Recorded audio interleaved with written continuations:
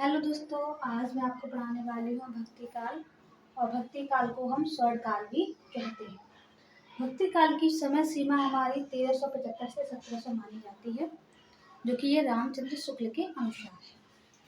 अगर बात करें कि भक्ति काल को स्वर्ण काल नाम किसने दिया है, तो हमारे डॉक्टर ग्रियर्सन ने दिया है।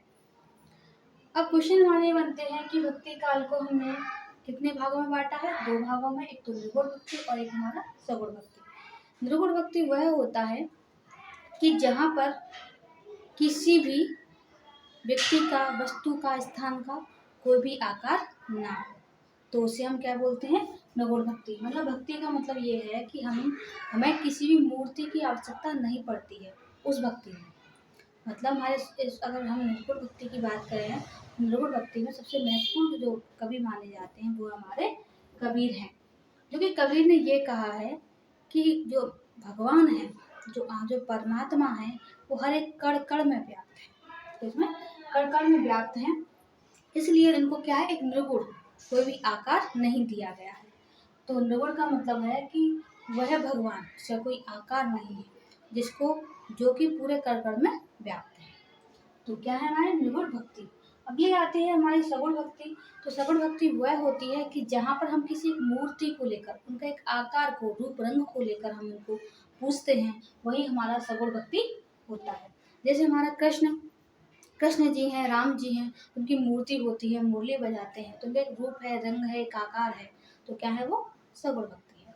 अब आते हैं हम निर्गुण भक्ति। निर्गुण भक्ति भी हमारे 2 भागों में डिवाइड है। तो पहली होती है हमारी ज्ञान मार्गी शाखा या फिर संत मार्गी शाखा। मतलब निर्गुण में भी 2 प्रकार की शाखा है। तो पहली हमारी आती है ज्ञान मार्गी, या हम कह सकते हैं संत मार्गी। अब ज्ञान मार्गी की बात करें तो ज्ञान का मतलब कि जो संत, जो कवि हैं, जो अपने गांव गांव, देश देश, विदेश घूमकर जो अपने ज्ञान को बांटते हैं, है ना, तो उसे हम क्या बोलते हैं, ज्ञान मार्गी शाखा। एक हमारा होता है संत मार्गी। संत मतलब जो भी संत है हमारे, मतलब इसमें हमारा जो ज्ञान है वो हम दूसरों को देकर, या फिर मतलब हम ज्ञान के द्वारा, मतलब अपना एक गुरु बनाकर ज्ञान के द्वारा जब हम भगवान को प्राप्त करते हैं, तो वही हमारा कहलाता है ज्ञान मार्गी शाखा। जिसमें हमारे आ जाते हैं कबीरदास, रैदास और दद्दू दयाल। कौन कौन आते हैं, हमारे कबीरदास जी आ जाते हैं, रैदास जी और दद्दू दयाल। और हम कबीरदास जी की बात करें तो कबीरदास जी की 3 रचनाएं मुख्य मानी जाती हैं, साखी, शबद और रवैनी। तो यहाँ पे मैंने साखी रचना इसकी लिखी है। अगले हमारे कवि आ जाते हैं, वो है हमारे रैदास। रैदास में एक क्वेश्चन हमारा बनता है कि मीराबाई के गुरु का क्या नाम है। तो मीराबाई के गुरु का नाम क्या है, रैदास है। क्या है, रैदास है। अब अगले कवि आते हैं हमारे दद्दू दयाल। दद्दू दयाल क्या है, एक संत कवि हैं। ये हमारे एक ज्ञान मार्गी शाखा के कवि हैं, जो कि इनकी सबसे महत्वपूर्ण जो रचना है वो है हरणे बाड़ी। क्या है, हरणे बाड़ी। इस रचना को उन्होंने एक अंगवधु के नाम से भी इसको रचा है। मतलब इसको ही परिवर्तन करके इसको अंगवधु के नाम से रज्जव ने इसका प्रकाशन किया है। अगले हैं हमारे प्रेम मार्गी शाखा। प्रेम मार्गी शाखा में हमारे वो कवि आते हैं जिसमें हमारे जो मोमदन कवि हैं, हमारे जो मुसलमान कवि हैं, उन्होंने अपने आत्मा परमात्मा की बात कही है। जिसमें हमारे सबसे पहले आते हैं जैशी।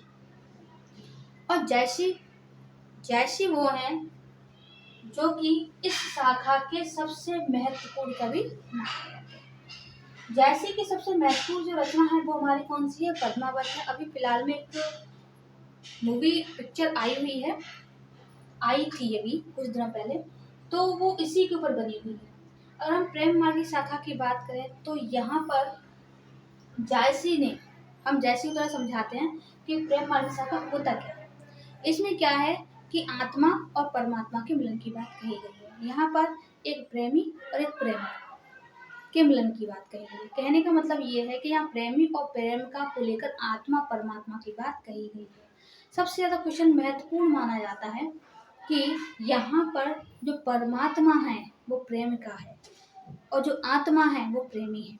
तो यहाँ पर बहुत कठिनाइयों के द्वारा जो आत्मा और परमात्मा का मिलन होता है। ऐसे ही अगर हम कबीर की बात करें तो कबीर ने अपने दोहों में कहीं ना कहीं अपने आप को बहुरिया बता दिया है, कभी कोई रूप बता दिया, कभी कोई रूप बता दिया है। तो यहाँ पर उन्होंने अपने अपने अलग अलग रूप बताए हैं और यहाँ पर उन्होंने अपने अलग रूप बताए हैं। तो बस इनमें इन दोनों में हमारा यही अंतर है।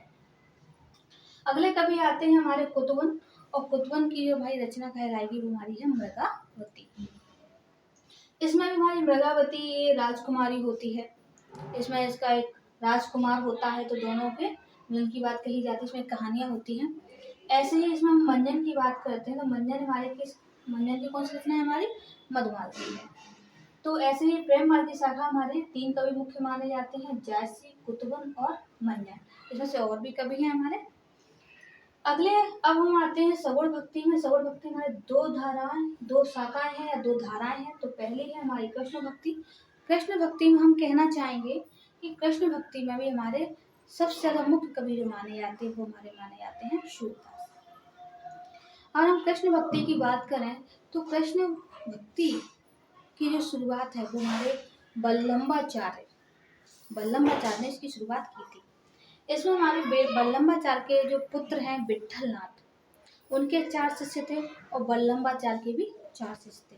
तो उन चारों, 4 उनके और 4 उनके, तो 8 शिष्यों को मिलाकर उन्होंने पुष्टि मार्ग एक अष्ट छाप की स्थापना की थी।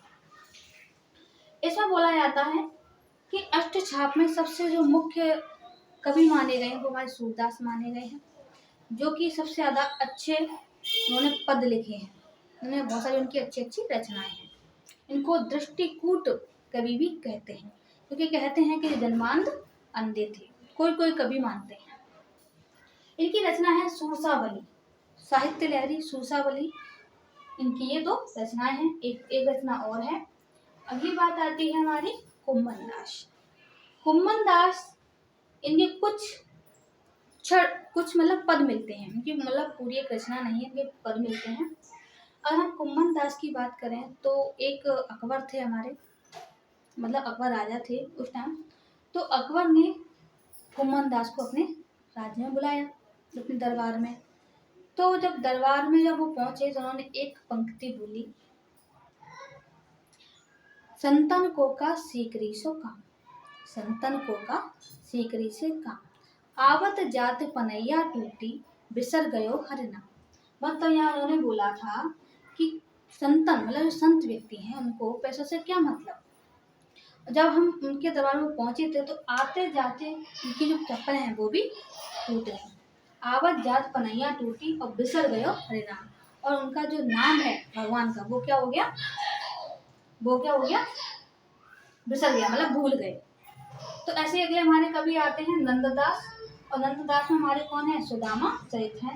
नंददास की रचना मुख्य कौन सी मानी जाती है, सुदामा चरित्र मानी जाती है, जो कि इसमें इन कवि को एक जड़िया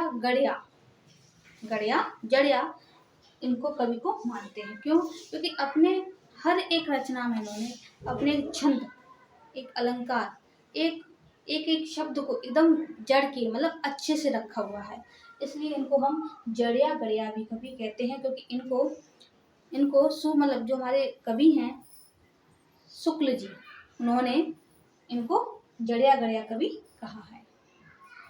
अगले कवि हमारे आ जाते हैं, इसमें से अब हमारा आता है राम भक्ति शाखा। राम भक्ति शाखा में हमारे सबसे महत्वपूर्ण जो कवि माने जाते हैं वो हमारे तुलसीदास, और तुलसीदास की सबसे महत्वपूर्ण रचना है वो है हमारी रामचरितमानस। रामचरितमानस में एक इनकी रचना है,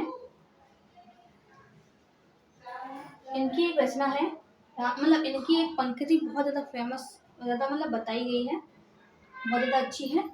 और इसमें से इनके अगले कवि हमारे माने जाते हैं नाभा दास, और नाभा दास की इनकी रचना कौन सी है, अष्टायाम। कौन सी? अष्टायाम, जहाँ पर इन्होंने श्री कृष्ण की 8 पहरों का बहुत अच्छे से इसमें वर्णन किया है।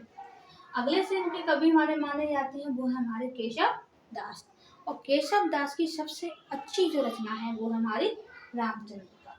कहा जाता है कि रामचंद्रिका को इन्होंने, केशव दास जी ने रामचरितमानस के विरोध में को लेकर लिखी थी। इन्होंने कहा जाता है कि एक ही रात में इन्होंने रामचंद्रिका को पूरा कर दिया। इस रचना को रामचंद्र शुक्ल जी ने, जो कि सबसे फेमस कवि हैं, सबसे मतलब उनकी बुक है, अगर बात कही जाए कि अगर 4 कवि एक साथ हैं और एक रामचंद्र शुक्ल है, तो वहाँ पर हमारे रामचंद्र शुक्ल की बात मानी जाएगी, वहाँ पर 4 कवियों की बात नहीं मानी जाएगी। तो हर बात अगर बात कही जाए रामचंद्र शुक्ल कहते हैं तो उनकी बात कहीं ना कहीं तथ्य के ऊपर होती है।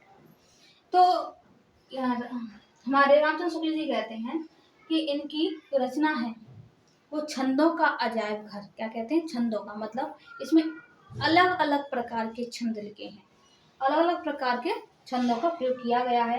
तो यहाँ छंदों के द्वारा ही उन्होंने इसको रचा है। तो यहाँ पर आज हमने आपको ये बता दिया है।